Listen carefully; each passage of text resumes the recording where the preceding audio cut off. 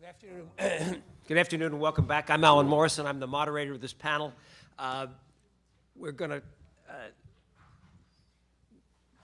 this morning we tried to figure out what the range of internships was, why students did internships, why employers did internships. And now we're going to deal with the cloud that's overhanging all this, which is the Fair Labor Standards Act. And the difficulty is that the Fair Labor Standards Act does not deal with the question of volunteers at all. The word doesn't appear in the statute, and yet it was enacted against a world in which there were volunteers. And the very uneasy tension between what a volunteer, and in this context, an unpaid intern can be, as outside the law, and what an employee is who is subject to the law is a very deep and difficult question to deal with. We want to begin our panel this afternoon, and we're going to begin with Michael Kravitz from the Department of Labor, the Wage and Hour Division. Unlike the others on the panel who include a practicing lawyer who represents largely employers, a lawyer who represents the workers in the SEIU, and a law professor, David Gregory, all of whose bios you have in front of you. The Labor Department is bound by what the law officially has been stated to be. And Michael Kravitz is going to try to tell us now what the official position of the Department of Labor is. Thank you. And he is, and then we're going to, after that, each of the other panelists, and we'll start with Ariel down at the end, is going to be asked to make just a couple-minute presentation of what their basic position on this internship issue is.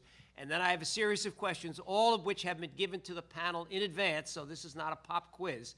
And we're going to try to deal with it. And one of the acceptable answers to all questions is, I don't have the foggiest notion, and I don't think anybody else does either. So if that's the answer, that will be. There will be some answers, I think, to some of the questions. Whether that's going to provide much guidance to anybody else, I don't really know.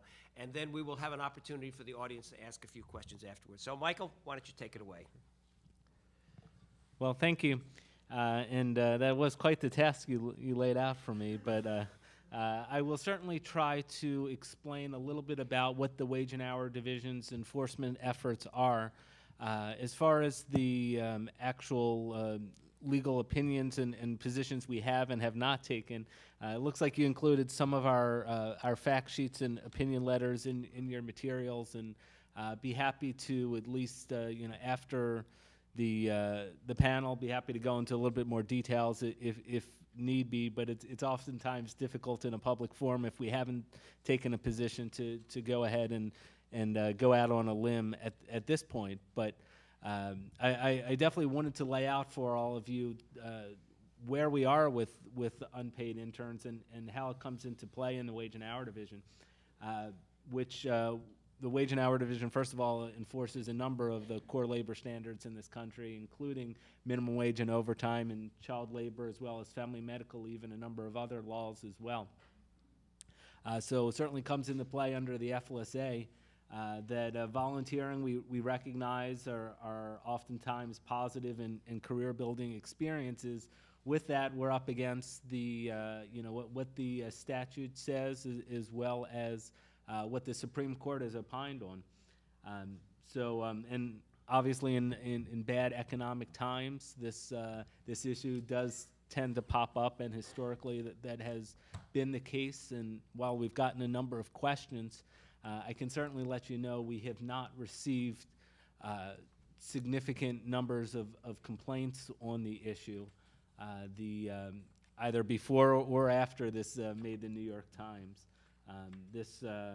It's just not something we get a lot of people that come to us to complain.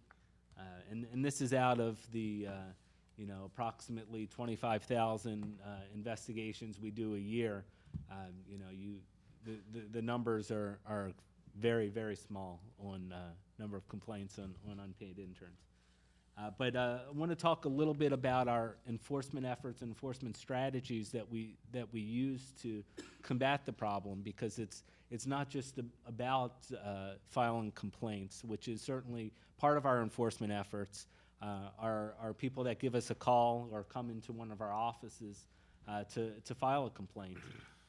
We also do directed work where we target certain industries, and those are industries that employ vulnerable workers.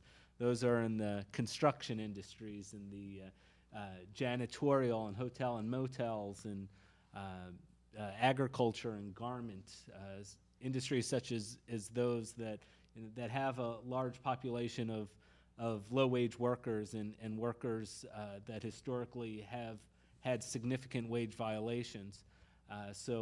That's where we devote a significant number of our resources, approximately 25%, that we go out and oftentimes do unannounced visits into these targeted industries. That's food for thought, but I saw some of the list of unpaid interns in the packet here, and I don't think too many of those fall under that directed industries that we're in.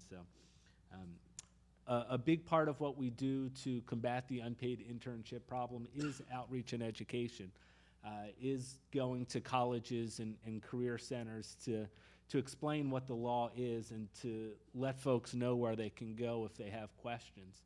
So we do participate around the country in a number of these different outreach presentations, and would also welcome folks to give us a call to let us know where we could be out there to further get out the word. Part of outreach are publications that we develop. One of those is that fact sheet that is a little detailed. Some would say too detailed, some would say not enough details in it. But we do try to, at least under the confines that we've already stated a position, to try to explain it in plain language.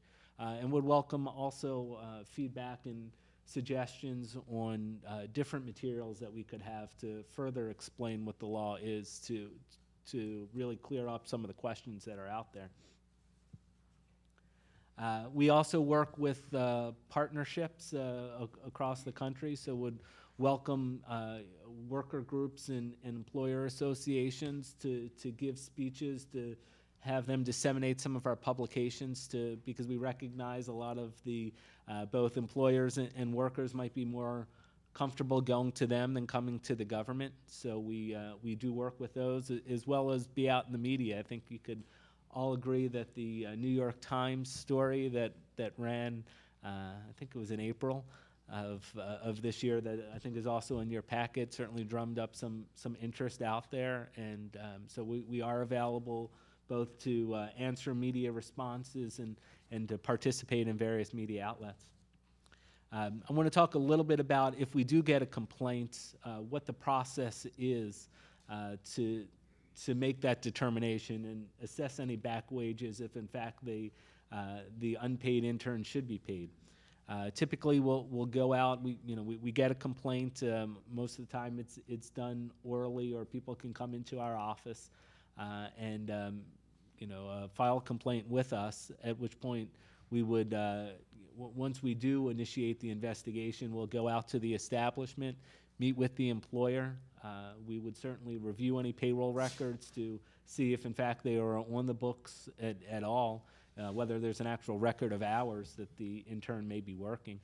And then we'll do some employee interviews, which are really a great check for us and a great fact-finding opportunity for us to not just interview the intern or the manager in the particular case, but to interview other workers at the establishment to see what, in fact, they what they saw the intern working, and to establish exactly the job duties of that intern to see if, in fact, it falls under the unpaid or paid intern side of things. We do some fact-finding, and then we come together and assess any back wages or civil money penalties against the employer for minimum wage or overtime. Chances are that would only be for a repeated or willful violation for civil money penalties. If this is a problem employer that we're at time and time again, then we do have the ability to assess CMPs and other sanctions as well. But I can tell you that certainly in our, as far back as I could see, there have not been huge cases that we've had on this issue. States also have laws, and I don't know if anybody here is from a state Department of Labor, but employers need to comply with both of those provisions. So we're not the only game in town when it comes to that. But generally, students should do their homework. They should give us a call if they have questions. Same with employers. The law is quite complex, as I'm sure we'll hear in a little bit. We do, to the extent that we can, be happy to answer questions. Also, I want to talk about a recent policy change that we've undergone here in the Wage and Hour Division. In your packet, you have some opinion letters that we have answered in the past on specific fact scenarios. We've recently, probably last year, I believe, is when we made the change to what we're calling administrator interpretations now. These are where we take broader views of a particular issue. Past opinion letters were to a specific fact scenario. So we would answer under the facts given to us the application of the FLSA or other laws that we enforce. We've moved to this administrator interpretations where we're looking at a broader issue, not in a broader topic, not necessarily just a specific fact scenario. So it applies to more folks because a lot of those opinion letters could certainly be distinguished based on the set of facts that were given. And we certainly welcome folks that may have specific requests for opinion letters, and that might help drive some of the administrator interpretations that we are coming out with. So we certainly welcome to hear that. Other than that, I think that's, I don't want to use all the allotted time and leave some for questions. Michael, am I correct that there are no administrative interpretations that are subsequent to the April 2010 opinion fact sheet in this?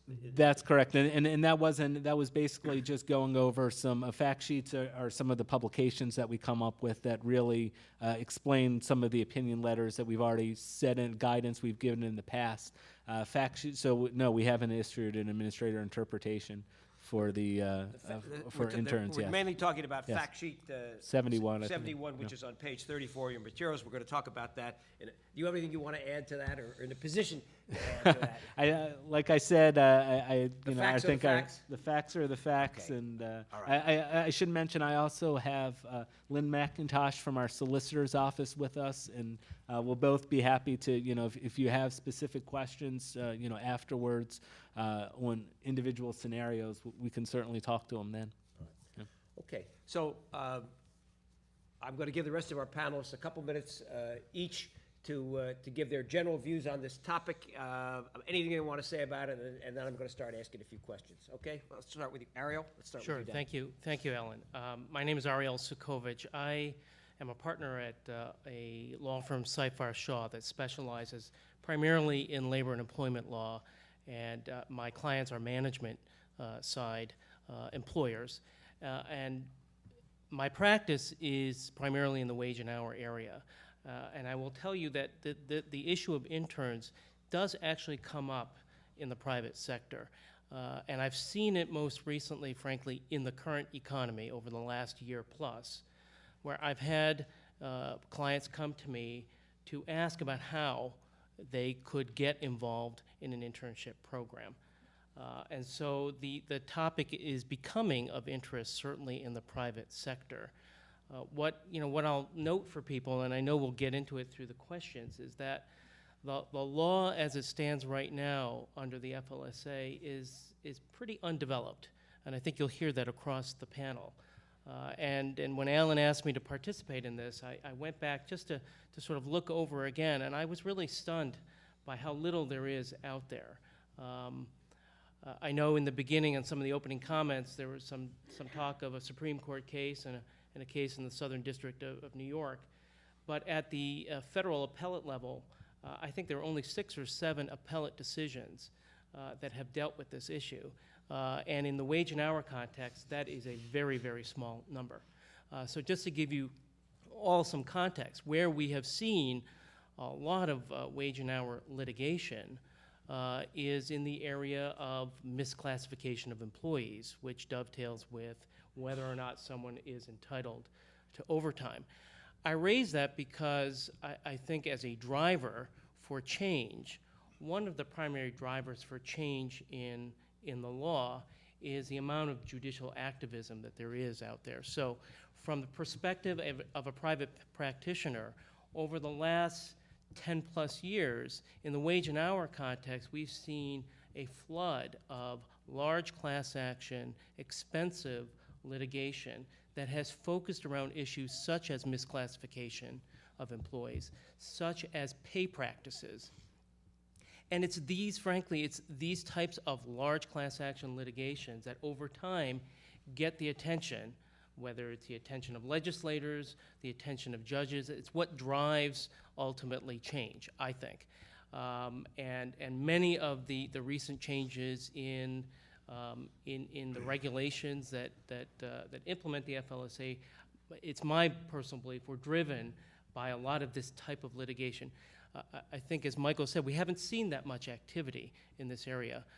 From the private employer context, the kind of claims that clients call us about don't involve interns or volunteers.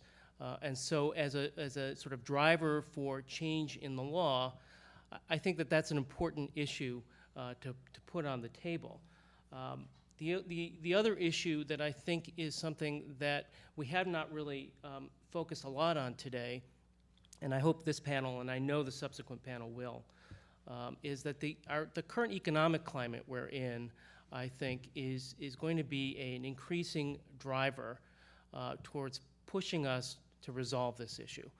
Because as we continue to shed jobs, and as the supply versus demand for positions it continues to be skewed the way it is, employers are looking for ways, not wrongly, not with bad intent, but employers are looking for ways to get more done in different ways.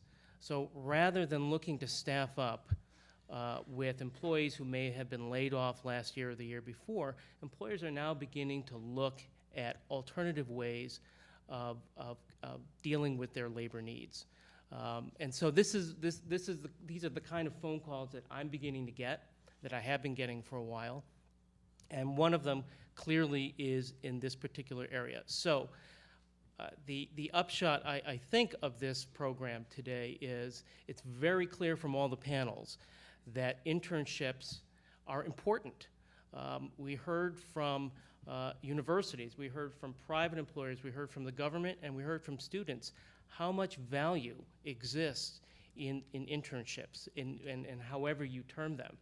And when I look at the state of the law, and I know we'll get into this, the tests that the Department of Labor uses, the tests that have been written up in the few cases deciding this, the tests don't have the flexibility that we clearly need, what we've heard from the panelists today. The law doesn't have that flexibility yet. You have to remember, somebody said we're dealing with a statute that was passed in 1938. At that time, frankly, interns didn't exist. And if they did, they were vastly different than what they are today. We're also dealing with an economy today that is very different from 1938. So the law as it stands on this particular issue is frankly outdated.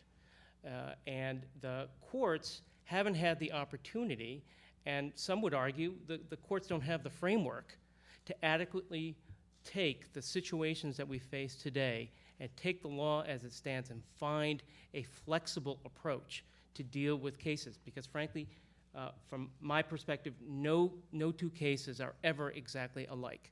And so things like opinion letters are very helpful because they give us factual circumstances that at least we can draw upon to try to advise clients on what they can and cannot do and how to utilize an internship program that complies with the FLSA. We have not, and we will not today, talk about other laws, but I think you heard a little bit that there was a concern among many people here about how anti-harassment or anti-discrimination laws might work in this context. And I put it to you, there are plenty of other laws, both federal and state, that also come into play. Laws such as immigration laws. We haven't touched upon that, but I can tell you that our immigration laws don't speak very well with our wage and hour laws, and that's so. If you think the problem is just wage and hour laws, it's a far more complex problem than what we're going to present today. Michael? Hi, I'm Michael Oswald. I'm an attorney in the legal department of the Service Employees International Union. We represent about 2.2 million low-wage workers in the United States.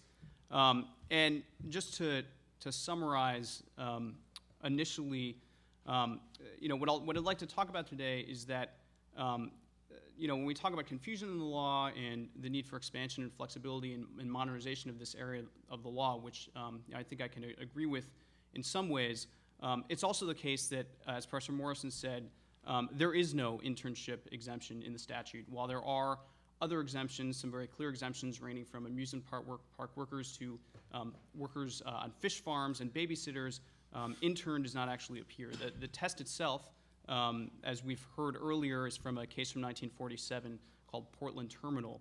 And what I will be emphasizing today is that overall I think it's actually a very good test.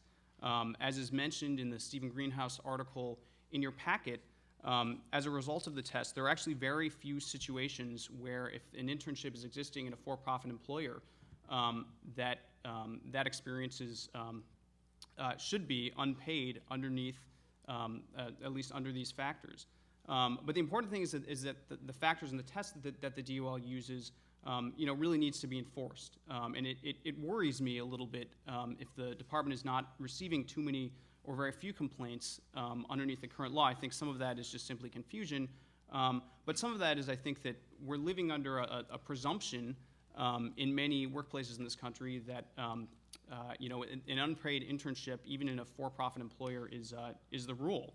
And perhaps it's not surprising that there aren't that many complaints because interns are in an extremely vulnerable position. I think, as we all know, they're people on the cusp of their careers, and I think it would realistically be difficult for many interns to file an administrative complaint. And then the other thing I would just mention very quickly, just reflecting on some of the things we've heard to this point today, which has been fantastically interesting, is that in my own mind I keep going back to this question of how high is the bar exactly what we're talking about here? I mean, what ultimately we're talking about is the payment of $7.25 an hour, or certainly under states and in the District of Columbia that's higher, by for-profit employers. And I'm sure, I'm happy to learn, and I think I've learned a little bit today that that may be in fact a great hardship for many employers. But I have to admit, from my perspective, I see that as a severely pro rata portion of $14,500 a year. That's about the poverty line for a family of two. We're not talking about benefits. We're not talking about a Cadillac health insurance plan. We're not talking about a golden parachute. We're just talking about the minimum wage. So, I'd like to keep going back to that context just to put a little bit in perspective of what we're talking about when we refer to a paid internship. David? Thanks very much, Alan, for the invitation. It's always great to be back in Washington, D.C. My distinctly better half attended GW. My son graduated from, dare I say, Georgetown in May. He's now with the Society of Jesus on Novitiate, and I went to Catholic University on 401 Michigan Avenue a million years ago. And staying Washington, D.C. centric, I'll just put a name out there, Monsignor John Ryan. In 1905, his dissertation in the Social Work School at Catholic U was entitled The Living Wage. Now, from the maybe the mundane to the now ridiculous doing my law professor bit, let's read from the statute, the bottom of page 28. You cannot make this stuff up. The term employee means any individual employed by an employer. Yeah, that's what I say. The term employee means any individual employed by an employer. Now, how profound, or how profoundly tautological. This is the sort of thing, you read this to a normal person in the real Non-lawyer. yeah, non-lawyer, because this is a legal fiction, or as I prefer to think of it, it's the sort of thing that gives bullshit a bad name. Now, will there be a continuing conversation? Lawyers make $1,000 an hour trying to figure this out. And they'll keep trying long after they've figured it out to keep cranking that $1,000 an hour. So I'm not a PowerPoint kind of guy, as you may have guessed, but let's have a quiz. I do this every time I teach employment law. Quiz, students are looking around like, from what planet? Write down every job you ever had and pass it to the left or pass it to the right. So you need not do this, since obviously no one is. But think about that exercise. Here's what will happen. If this audience is like every other I've had over the last 25 plus years in law school teaching, there'll be very few folks here in manufacturing. Most folks got their job start in fast foods. Mickey D's has 14 applicants for every opening. Now, where do we go from there? Sometimes the very best work people have ever had has been unpaid. It's been volunteer, the most gratifying. Now, I grew up the hard way. My parents were coal miners in Appalachia. I grew up in the streets in Detroit, and I graduated from Yale Law School, only in America, folks. That's why the students who are up here were a terrific boost for all of us. Ambitious, smart, articulate, entrepreneurial, and I'm delighted to have to my immediate right, how odd, a union side lawyer. Because what's been missing in the link here, let's go back, if not to the beginning, to the near beginning. And he also did graduate work in divinity school at Duke, so a backup plan. One of the four sins, that cry out to God for justice is when the worker is not paid their just wage. Why was Sodom and Gomorrah destroyed? Opinions vary. If you read the fine print, though, they were unkind to the poor, and they were not fair to their workers. Now, I'm not going to mess with that cosmic order.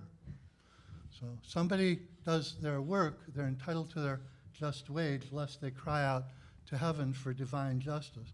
I wouldn't want to be on the receiving end of that line. Now, I was brought into this just by curiosity, teaching employment discrimination, looking at power dynamics and Clinton-Lewinsky relationships. The paradigmatic case, right, of the intern, and where is the real power? Now, opinions vary, correct? Well, this led to a whole sort of epiphany, I suppose, that I'd had since the unpaid interns, I think, collaborate in their own victimization.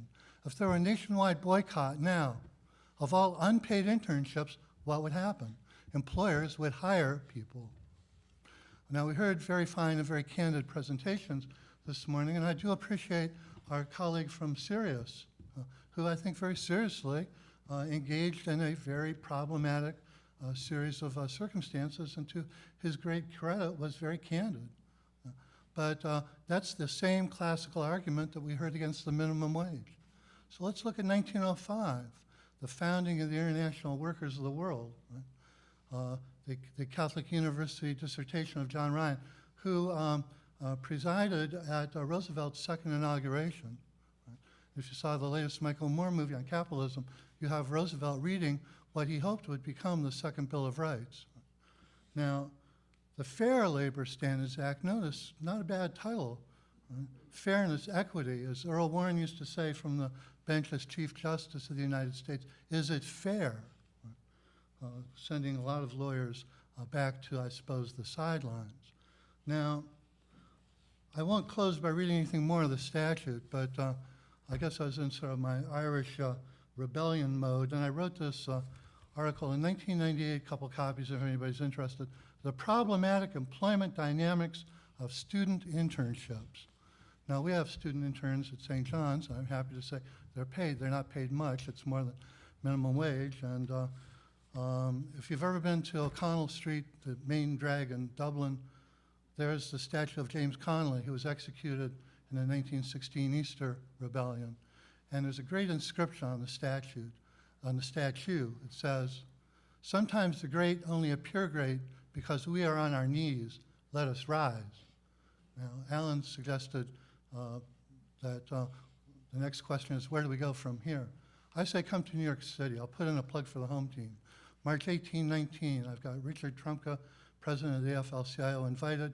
I've got New York City Central Labor Council folks coming, people from really all over the country for a 2-day program on the theology of work and the dignity of workers.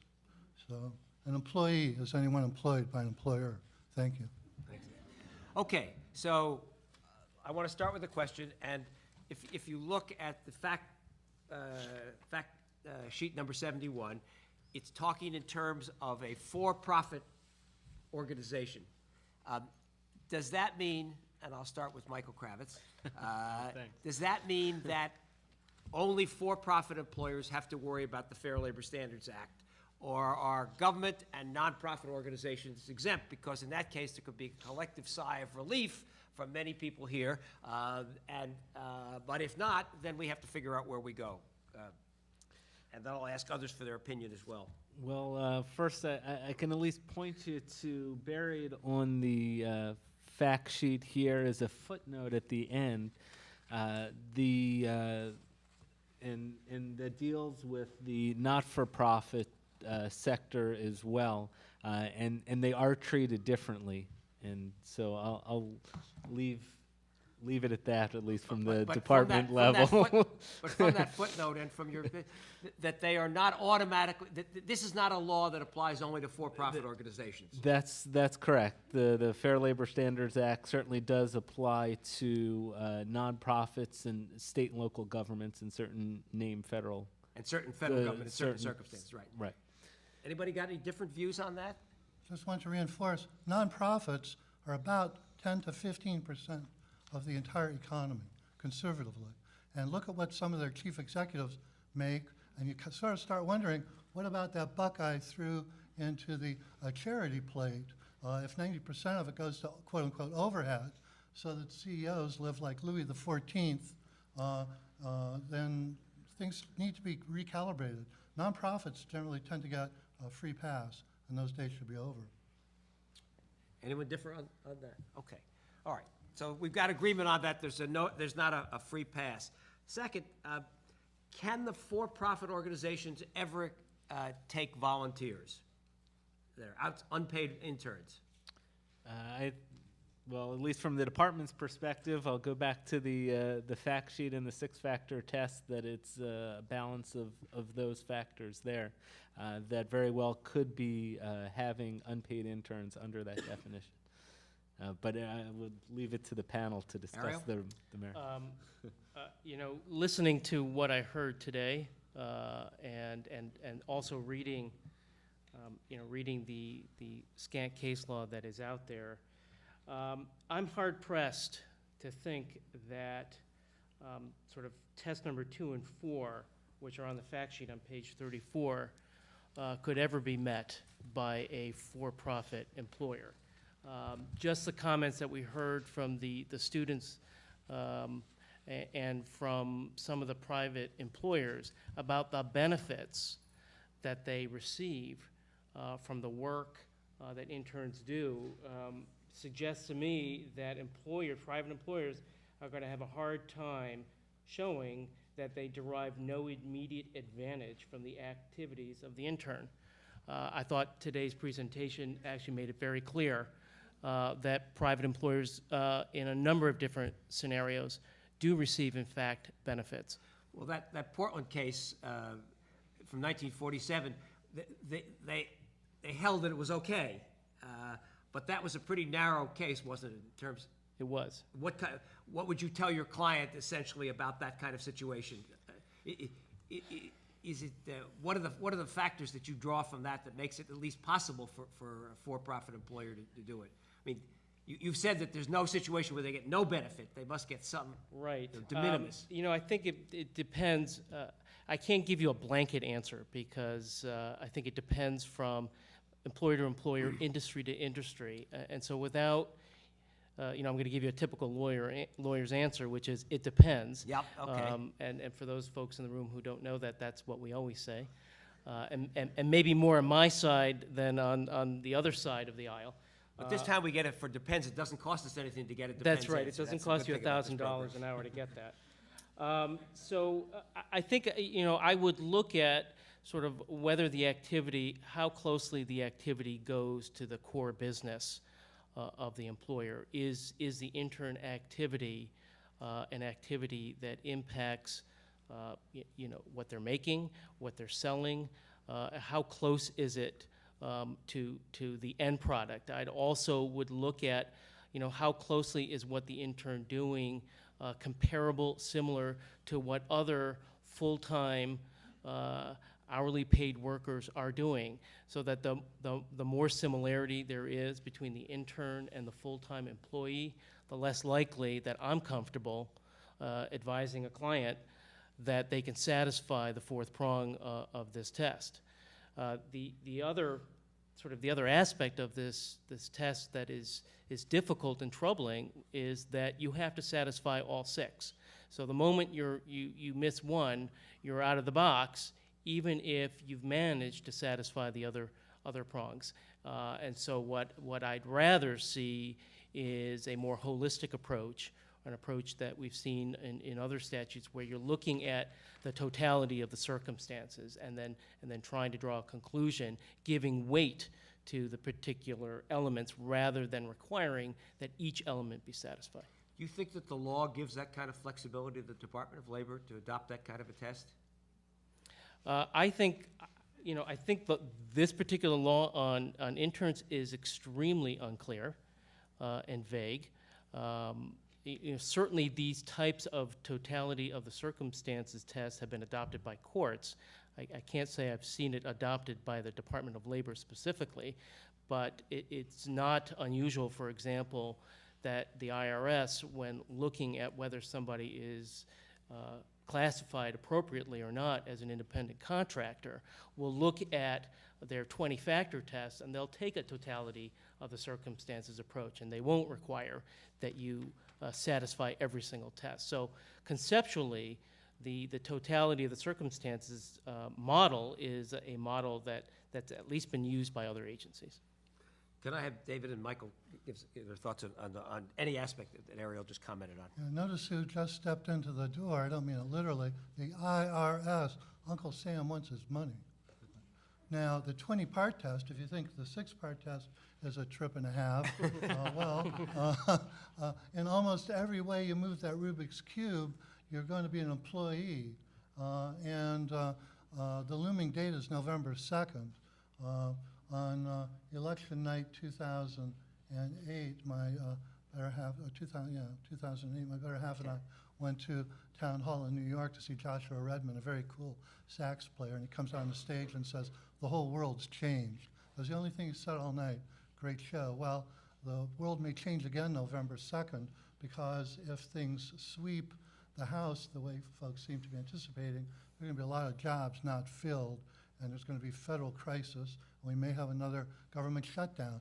The last government shutdown, true story, a student of mine had an interview with the U.S. Attorney's Office, and they said, "Great resume." She said, "Yeah, I did community service in junior high school to get into a good high school. I did community service in high school to get into a good college. I did community service in a good college to get into a good law school." And they said, "Terrific, good for you. Will you work for nothing?" And she said, "No, I'm not here for the summer internship. I'm here because I'm graduating." They said, "We know. We're hoping that we can find enough trust fund babies out there who will be assistant U.S. attorneys." I mean, is that what's looming November 2nd? You live long enough, you see almost everything. The other November 2nd significant in my life was 1987 when I met Cesar Chavez, who spoke to 600 people at St. John's. Well, this November 2nd, I'm not nearly as optimistic. And if the House is taken by the Republicans, they're simply going to freeze the agenda. So what about it? Can for-profit employers, Michael, can they ever get out from under the Fair Labor Standards Act? I have to say, before I came on this panel, I actually thought it was relatively clear that for-profit employers could not have unpaid interns. And I'm not sure. I think I read that from a treatise or something, but just looking at the factors, I would have to agree what was said before. At the very least, I think it would be dangerous for a for-profit employer to take on an unpaid intern. And again, I would go back to the fourth prong has been mentioned. I mean, think about what that means. The employer derives no immediate advantage from the activities of the intern, and on occasion, its operations may actually be impeded. Now, if there's a reason that some of this is vague, I'd go back to the fact that it's not actually in the statute. Where this comes from, of course, again, is this case from 1947, the Portland Terminal case. And just to put a little perspective on this notion of no immediate advantage, in the facts of that case, you actually had trainees who came to an 8-day training program and actually they simply watched the supervisors do the work for a number of days, and then the trainees actually took over the actual work of the railroad. And during that time, the supervisors were actually standing over them. So, I mean, to the extent that I think we all agree that it comes from that case, no immediate advantage actually, from that perspective, means that any work that the intern is doing is effectively, it can't be anything beyond what would otherwise be done by paid employers.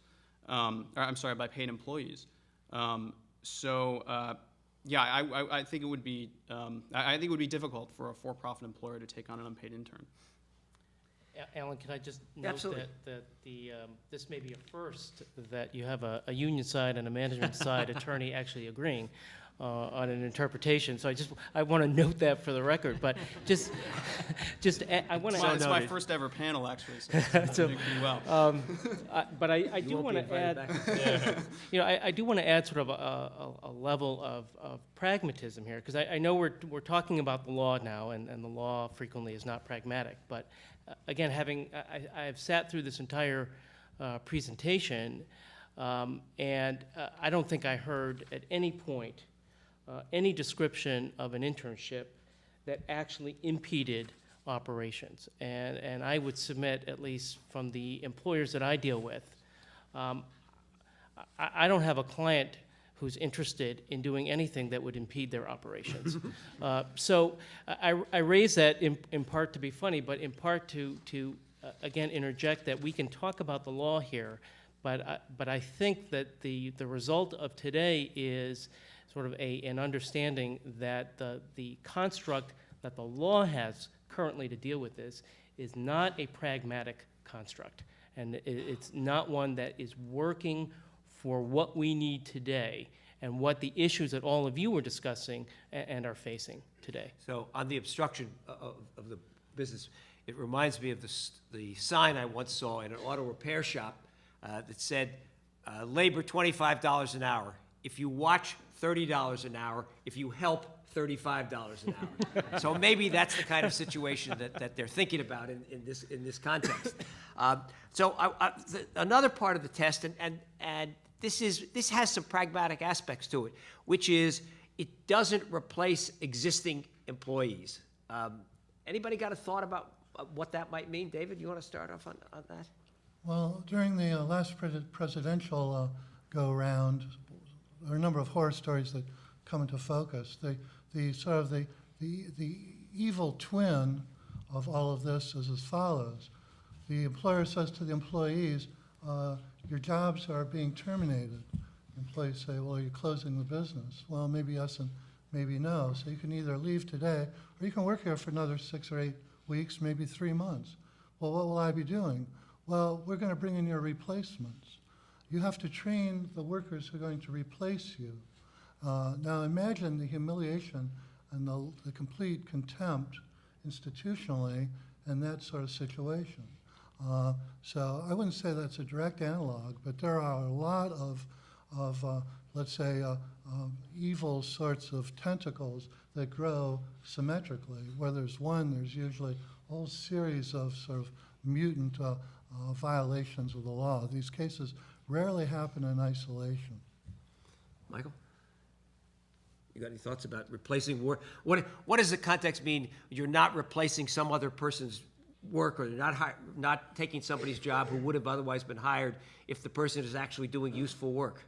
Well, I mean, it seems like it could mean two things. One is actually separate work, or work which simply, wouldn't be done anyway. And I think actually the emphasis on training in the test would support that a little bit. So to the extent that you brought in an intern and actually, created assignments specifically for the intern's benefit, being, with the added benefit that the intern is actually doing it at the place of employment and has, the benefit of supervisors and other people with actual experience in that area. But I would also go to what the third prong of the test actually says when referring to displacement, works under close supervision of existing staff. I would read that to mean an intern who, is working directly with a staff member specifically, is perhaps assigned to that staff member and, shadows them. All right, I want to turn away from the six-part test here and to some other things. We heard a lot this morning about various programs that involve credit. In some cases, as in the law school program, where there was substantial involvement from a supervisory point of view of the American Bar Association for its standards, by the law school for its standards, by agreements with the employer for its standards. And on the other hand, we heard situations in which universities said, you have to be able to give them credit. The person says, all right, you're getting credit, and they're getting credit from an employer and not from a university. Does the academic credit matter at all? Should it matter at all? Let's hear from the Labor Department. Do you think it matters under existing law? Is there anything that you've given guidance on that? It certainly does. That is something that is part of the fact-finding that I discussed as part of the investigation process. That's something that we will look at to determine if it's a for credits opportunity. And I believe there's even a mention of that in the fact sheet. The beginning of the second page there goes into a little bit about the classroom or academic experience. Is definitely something that would give us some additional information to make a determination. So that's in addition to the 6 factors on the first page, the classroom aspect. Well, I think that's just a general description. It's not specifically mentioned in the test, but it does give some indication as far as the benefit for the intern. How closely related must the internship be to a classroom experience? Well, then we start getting into hypothetical scenarios Yes. where you draw that line. That's my job today. My unpaid job today. That my legal counsel out in the audience is shaking her head to. Okay, all right. All right, let's start. Ariel, you have any thoughts about... Sure, I do. And this really, for me, this is an issue. It's not so much an issue of what the law compels you to do, because I think we're now at least in agreement on this panel that the law is unclear. But it's a difference between what the law compels you to do and what is a best practice. So, again, most of my clients are conservative. I take a conservative approach. If my client is approaching me and wants to set up an internship, and they're a for-profit entity, putting aside factor 4, at the very least, I'm going to do my best to advise them to fulfill the other factors. And so credit is, while it may not be specifically required, it could be viewed as a best practice, as a way to get pretty close to satisfying at least prong 1 of the 6-factor test. Do you think there's anything in the statute that supports the notion that credit, leaving aside question of who gives the credit, whether they're grades or not, is relevant to this determination as to whether an employee is a person who works for an employer? No, I don't. The real problem, and some of the students this morning were righteously, I think, conveying their frustration with this sort of scam, is that when you, as the student, pay the money to get the credits, you're paying to deepen your own wage slavery.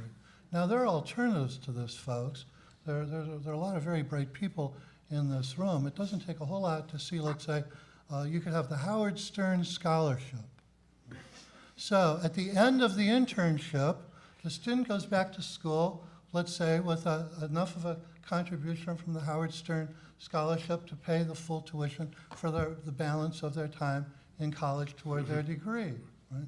So we could live with an unpaid internship for X number of weeks or months, and the student goes back to school and gets at least their last semester picked up, and there would be both boats rise. We would have the student as the Howard Stern Scholar, or the Serious Scholar, even better, right? The unpaid internship, that untested intern, if they proved that they were successful and conscientious and did a good job, et cetera, et cetera. There are a million different ways in which we can collaboratively get to a better place than where we are now. So I want to ask you now, as a law professor and as a lawyer, would you say that the giving of credit, even if it's a bona fide program with academic components like the law school program that Jessica Tiltman discussed this morning, has no impact on the outcome of the volunteer versus employee question? It'd be marginal at best. It's a secondary consideration. How about you, Mike? Yeah, I was just gonna, I mean, I agree with what Michael said. I think it's a plus factor in the analysis. My fear is, I think has been a theme actually throughout this entire day, is there appears to be a sense that academic credit is sort of an immunity from paying the minimum wage. And that, I think we'd all agree that's clearly not the case. And in fact, I'd also note... Well, I'm not sure that we should speak for everybody on that. Okay. I don't have a view, but I'm sure that there are people who do think it ought to be a bona fide thing. Indeed, I think, for example, our law school program certainly doesn't think that we're not providing any services, we're not supplying with the other factors, but the fact that it is for academic credit, we feel reasonably comfortable, at least under the existing law, that we're reasonably immune. Maybe we're wrong about that. Maybe they should. All these people who are working for maybe not the Justice Department because they probably got an exemption of some kind, and judges too. But maybe other people, they all should be paid minimum wages while they're paying for their academic credit. Well, I mean, my fear, though, is that it's being seen as some kind of a magic bullet. I think we heard earlier today that there were instances of students trying to go to a community college and paying $100. I mean, to be real, you can get enough credit for a PhD for about $200 online. So I'd be nervous if that were the rule. And then I would also, just to bring it actually quickly back to the statute, the Fair Labor Standards Act does actually, by its own terms, reference students in 214B, but in fact, it requires clearance from the Department of Labor if you want to fall under that section, and in fact, that section of the Act is a sub-minimum provision. Yes. Which to me... It doesn't give you an exemption. Yeah. In fact, it says you could be paid up to 90%, as I recall, Yeah. the number is, which, if anything, suggests quite the opposite. An intent for payments, that students are basically covered unless there's some other exemption. So can I stay on for credit one more? If you're looking at a plus, whatever that plus means, what kind of involvement of a university on the granting of credits ought to be more on the plus side and less on the plus side? Does the Labor Department have any views on that? Or? Once again, you're getting at to where that line is, but other than it is a consideration, and it certainly is. That's about it. Ariel, I'll do leave you have that any to thoughts others. about? Well, I happen to agree with you. I certainly think that it would be on the plus side, and I would go even farther to say that if a private employer is willing to go through the process to have a program that provides for credit, then from just a pure public policy perspective, I don't see why a private employer would have to even worry about prong 4, about the benefit issue. Well, they're not actually granting it. Private employers, of course, can't grant academic credit. They can No, I cooperate. I understand that, but they our cooperate. program at the law school, and I think many others, you are forbidden from getting paid at the same time you're earning academic credit. So there's a considerable tension in that regard as well. David, Michael, on this range of credit granting programs, do you have any thoughts that you want to add? I'll yield my time. Yeah, I mean, I guess I would say, the deeper the connection, if there's grading as opposed to pass-fail, I think if a faculty member is involved, the importance here, I would actually go to the first prong, the type of training similar that would be given in an educational environment, and I would kind of refer to the concept of a self-fulfilling prophecy, which is that I think the more that the internship feels like or is set up to be like a classroom setting, the more that it actually will be. And in some ways, I think that there's a benefit to having the employer, have to fill out forms, have to refer back to the school, and to maybe work directly with a professor just to ensure, that the employer's not necessarily gaining an immediate advantage, but that it feels a little bit like a classroom. All right, I want to ask a couple quick questions, and then we're going to go to the audience. The first one is, law schools and perhaps other institutions, through the university itself or through student contributions, provide money for summer stipends, as we heard about through the Justice Department, so that law students can work in nonprofit jobs and for the government in positions that would otherwise be unpaid. The question is, and the same could be true for a scholarship or anything else, do those outside payments absolve an employer from any concern about the Fair Labor Standards Act issues? So assume that they're more than $7.50 an hour. I guess you're asking the labor Well, I'll department start with on you. this I want one, to huh? start with you first, Shoot. because if you've got an answer, then I don't have to worry about anybody else. Well, as you might have guessed, that would certainly be a factor in making any case-specific determination. And Enforcement discretion. yes, that we would need to see if that, in fact, made a joint employment situation, and if that potentially Well, there's would not be able joint to employment satisfy- because the law school is clearly not responsible for anything the person does there. All they do is they don't find him the job. The person has to come with the job already selected, and the law school approves the job and approves the stipend. Yeah, But- but having said that, there's in other contexts of joint employment law, there's plenty of case law that has found a similar relationship where payment is the only connection. There's plenty of case law that has found joint employer relationships. So I would not be quick to dismiss that as a concern. Certainly, from the private employer perspective, I would not view a stipend payment of any kind or a payment by the university as absolving the private employer from any potential payment obligation they have. Certainly, there's nothing in the 6-point test that the DOL has put out that suggests that.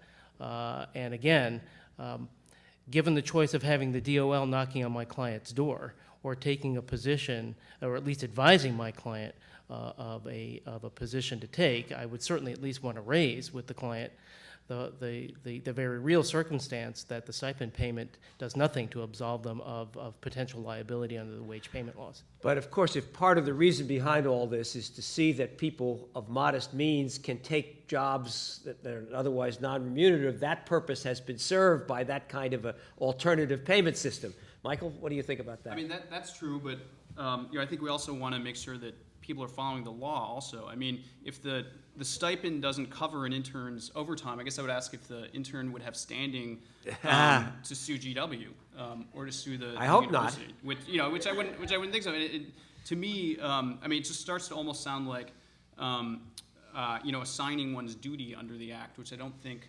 I don't think an employer could do. I've actually got an alternative idea. Okay. Which I think might sound a little silly, but I actually think it's meaningful. I actually think in this scenario it would be smarter and better policy for the school to actually pay the stipend to the employer, who would then perhaps distribute it. Obviously, I guess I would be nervous a little bit with enforcement to make sure the student was actually get paid. But one, I think it would make it legal, or at least more legal. But I also think that one of the things we've seen today is that there's a little bit of a cultural problem with internships where, in many ways, interns don't necessarily expect to get paid and employers don't necessarily expect to pay without a ton of regard for what the law actually says. And so I think that there's a real meaning to actually receiving the payment from the actual person that one is working for. Because I think that it's hard work to transform an ethos where entities feel like it's appropriate to not pay people who are providing them some kind of a benefit, and I think that would actually might be meaningful. Stipends? I'm totally on board with Mike. All right. So last question, and then we'll turn it over. Does the length of time for which the intern works matter in this? So the intern goes once for a day, goes for 2 hours a day for a few weeks, goes half-time for a semester, goes full-time for the summer, or, and this is a question this morning, I don't think it was fully answered, the concern that people, after they graduate from school, before they are able to find employment, are now increasingly doing internships when they are not even arguably students anymore. Do any of those time aspects bear on the legality question? This one I may actually be able to answer. Yay! If deemed an employee, they must be paid for all hours that they work. Right, no, I understand that, you can't, somebody suggested this morning that you could be a 40-hour employee and then work voluntarily overtime. The department is quite clear that you can't do that at the same employer, all right. But I'm talking about somebody who has no other employment relationship but just wants to, my question is the amount of time even a factor in any of this? You say no. Ariel? I think most definitely. Again, there's nothing in the law, there's nothing in the DOL fact sheet to suggest that. However, again, if you look to the case law interpreting either temporary employees or independent contractors, one of the indicators of whether someone who may be classified as an independent contractor or as a temporary employee is the length of their particular engagement. So the longer the engagement lasts, the more times that the engagement is actually renewed and repeated, the more that the independent contractor or the temporary employee begins to look like a full-time regular employee. And so by analogy, if you're going to undergo an internship program, you certainly don't want a program that's structured that over time, because of the length of the program, makes the intern look like they're really an employee. Gentlemen, is there anything else in addition to the length of time, anything happens over time that makes it more and more look like an employee rather than like an intern? Michael? I mean, to me, I would think so, because if the test is being followed and the employer isn't receiving any immediate benefit, and in fact its work is being impeded, it's got to raise a question. If someone has a completely open-ended internship, why this for-profit employer would want someone there impeding its work? How about a nonprofit? You're a nonprofit, would you have somebody there impeding your work for a long period of time? I mean, we pay all of our interns. So, okay, all right. Because they're benefiting you, right? Yeah. David? Yeah, and they do. David?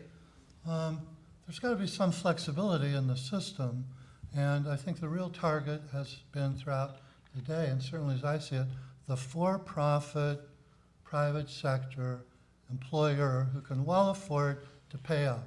I mean, this morning, and I didn't raise the question from the floor, but Ruben told me I understood him correctly.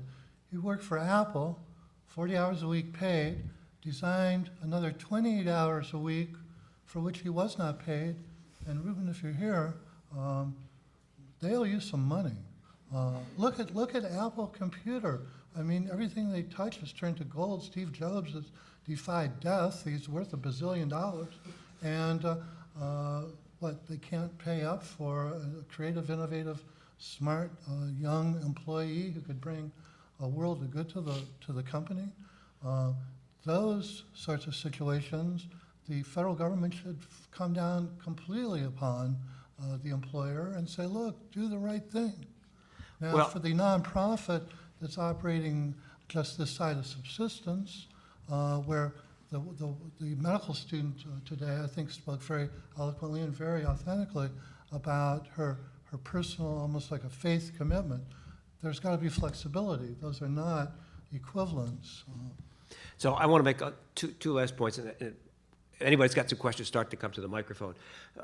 Point one is, does this law, to think about, have the flexibility to allow for these kind of differentiations that we've heard of as being suggested and make sense in policy?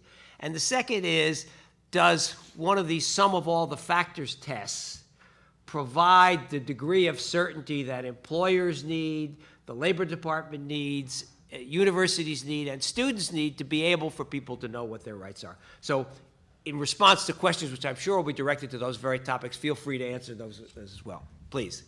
Hello.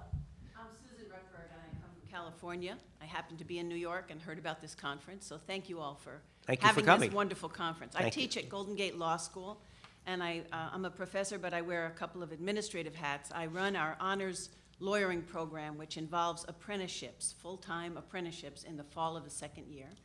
And then I also direct our externship clinics. So we place students in a variety of places.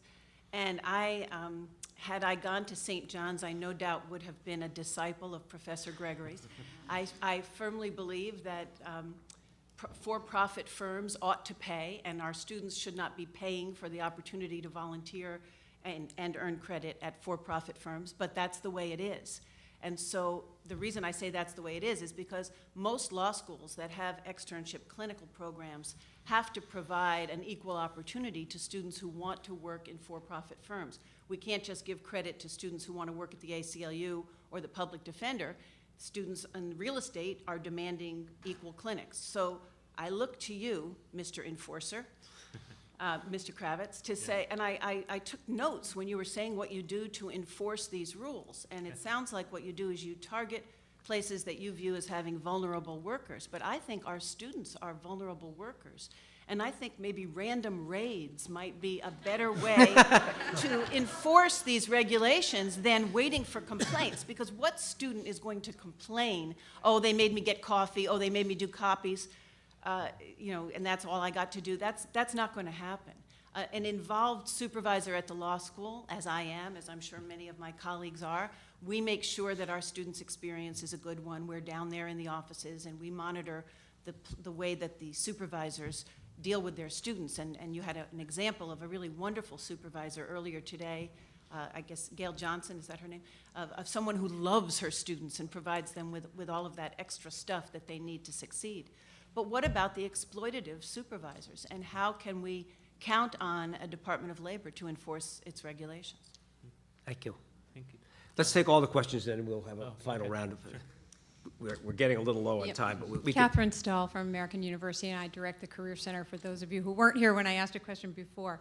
One of the things that concerns me in the way that you're talking about the interpretation, I think we mentioned this earlier, is that since we've gone through the last 40 or 50 years, but certainly 20 years in my personal experience of unpaid internships, there is this history of utilizing students in all different settings unpaid. The concern I have as we move forward is it's not all going to change overnight, or we would have a complete problem on our hands.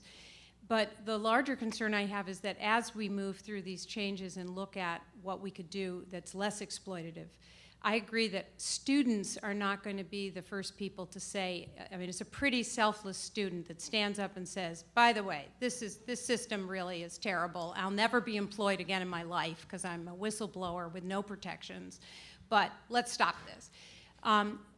In the same way, for-profit, I don't think it should just apply to the for-profits. Personally, not every nonprofit is as wonderful as the one we just heard about or as poor. And I hope the federal government will increase their paid internship programs as they used to. But XM gave us a good example of how a good internship program can be run. Many internship programs are not run in a highly serious manner, and they may not have a big supervisory setup that's really good for students, and we in the Career Centers are working hard on that. Credit obligations can help to make these situations more serious. But I think it's the ultimate exploitation, and I hope it doesn't require litigation. I think it should require a policy change. It's the ultimate exploitation to ask a student to pay thousands of dollars in credit at their institution. This has nothing to do with the employer. But this is different than in law schools where you seem to have a much more intimate connection with the learning going on. But we are not in a position to tell all for-profit employers how to run a classroom-like setting. They're not always running a classroom-like setting. The classroom is back at our institutions where we're paying faculty, and that's why we're charging the students the tuition. So for students to be told that they have to be enrolled in a credit-based program in order to volunteer to go into the workplace is just a double exploitation. And I just feel, as you can tell, passionately that we should not be making this the prerequisite. There are many clear things that can prove that there's learning going on at the workplace. You can have a learning contract that learning is going on in the workplace, and it can have a supervisor's report. But to tell a student they have to go out, and I think they will start buying online courses or something, because they just can't afford to do this. And it's not that they don't want to have credit-based. As I said, we have 1,200 students a year in credit-based internships. But 85% of our undergrads had an internship when they graduated, and they weren't all for credit because they couldn't fit it into their program, or they already had 4 for-credit internships, and these 2 were not for credit. So I just really Thank you. plead. Thank you. Yeah. Last question, and then we'll have final word from the audience if we have a quick word from the panel. Excuse me. Yes, sir. Trevor Golding, a student here at GW Law School who hasn't had labor law yet, so please bear with me. I'm wondering if we can separate this issue into, 1, conditions for interns who are currently pursuing a diploma or a degree, and 2, those who aren't in school because they finished school or for some other reason. It seems that the first category are more in a position to work for free, especially if they're getting some of the academic credits that they're going to need for their degrees. Then the second category, who aren't studying and of course who have no other source of funds. Unpaid internships, from my perspective anyway, if the student uses it as an opportunity to excel, they can be a great equalizer between the book-smart student and the street-smart student. If for-profit or other entities are prevented from taking in these street-smart students, then aren't we depriving the students of an opportunity to prove what they can do, to prove they can do the job? Not we depriving employers of an opportunity to find potentially some of their best future employees? Thank you. Okay, final words. Let's start. Let's go right down. Ariel, you want to start? And then Sure. we have to make it quick, please. Sure. It's very clear, as you've heard, that the law as it currently stands is ill-suited to deal with the complexities and the variety of circumstances that you have all heard about today and discussed. So from my perspective, what I'd like to see the law developed in a way that allows a flexible and textured approach. We have seen this in other wage laws, the way they've been interpreted using tests like totality of the circumstances, rather than rigid 6-part tests that all have to be completed. I don't think there is a one-size-fits-all solution. That's very clear. Making a decision that all internships must be paid for-profit or not-for-profit is not necessarily going to be the right solution. So I think if we've learned anything today, is that the law ought to be able to accommodate a variety of circumstances, because all of you face issues that can't be solved with one particular methodology. Thank you. Michael? I certainly think this has been a great debate. Some of the issues brought up certainly are outside of the confines of the Department of Labor that may need to be decided by Congress. But in general, at least to address some of the concerns raised, that we certainly will take a complaint if it is brought to us and make that determination based on the 6-factor test. But the Department of Labor, we only, under Secretary Solis, we've recently hired 350 new investigators, which is a significant investment. With that being said, we can't be everywhere. We investigate less than 1% of all employers in this country every year. So we have to target strategically, which is why I was mentioning those industries that we had been in. But in general, we certainly welcome some of the recommendations that have been discussed today, and also look for opportunities where we can further clarify. Just 3 things real quickly. One, I guess I'd be concerned with the law developing if that means more unpaid internships, just because it's already an exemption which actually isn't actually in the statute, and it's a statute that already has a number of exemptions. Secondly, I actually think that when the 6-factor test is looked at clearly and literally, the law is relatively clear because, as said in the Stephen Greenhouse article, as noted by the DOL, there simply aren't going to be that many instances in a for-profit industry where you can have an unpaid internship. And thirdly, as I think will hopefully be mentioned on the next panel, the Economic Policy Institute actually has some very interesting ideas on kind of resolving this issue to the extent that, that it's still unclear. The GW student, you made a terrific point about the difference between street smarts and book smarts, and the opportunity to demonstrate that the street smart lawyer can be as good or better than the book smart lawyer. That's a real world truth, I think, that better to be said a little later in the day than not at all. So I appreciate what you said. We've seen that at St. John's over and over again. These federal sector employees, they are some of our greatest public servants at every level. We had, I think, a really remarkable presentation this morning by sort of the mentor par excellence. And I know at St. John's, we have top alumni. Evan Baru in the Department of Labor Solicitor General's office, he gives a lecture to my employment law class every year on occupational safety and health and wage and hour. He knows more about wage and hour than any 10 mere mortals. A phenomenally generous and remarkable lawyer.